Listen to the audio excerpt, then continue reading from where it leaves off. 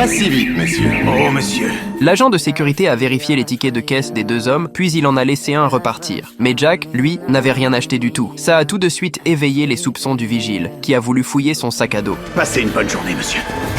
Hé, mec, waouh, qu'est-ce que tu fais? Leur altercation a fini par attirer le directeur. Le vigile comptait appeler directement la police, mais après discussion avec le directeur, ils ont décidé de commencer par regarder les images de vidéosurveillance. Quelle surprise. C'est le mec blanc qui l'a fait. Vous avez laissé partir le vrai voleur.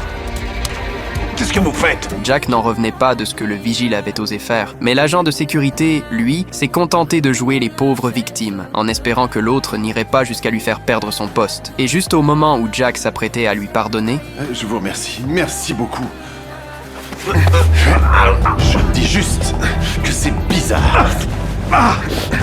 Au final, le vigile a quand même appelé la police. Le directeur pensait que l'homme n'avait rien à se reprocher, mais les policiers, eux, ne voyaient pas du tout les choses de la même façon. Officier, c'est un raciste. Il essaye de me piéger. C'est lui qui a supprimé la vidéo qui pouvait m'aider. Monsieur, je vous le redis, vous avez le droit de garder le silence. Tout ce que vous direz peut et sera utilisé contre... Monsieur, Le directeur trouvait qu'il y avait quelque chose de louche dans l'histoire des caméras, mais la police préférait croire qu'il ne s'agissait que d'une simple coïncidence. Et alors que le plan du vigile semblait se dérouler parfaitement, le voleur de tout à l'heure est soudain revenu. Une minute, s'il vous plaît. Monsieur, Désolé, vous avez oublié quelque chose, monsieur? L'homme a expliqué qu'il avait oublié de payer sa cravate et qu'il était revenu pour régler la somme. Mais le vigile lui a répondu qu'il pouvait la garder, que cette cravate était pour lui. J'apprécie vraiment le geste, mais c'est pas juste. Le vigile a directement arraché la cravate des mains de l'homme. Sous le regard totalement perplexe de l'autre, il l'a ensuite écrasée sous son pied. Partez maintenant. Vous allez avoir des problèmes.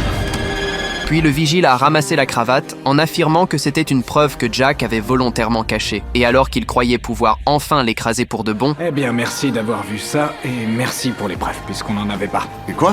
mais ce que le vigile n'avait absolument pas prévu, c'est que les policiers ont entièrement cru la version de Jack. Et tandis qu'ils se demandaient encore comment l'autre avait réussi à retourner la situation, Voilà pourquoi il faut toujours dire la vérité.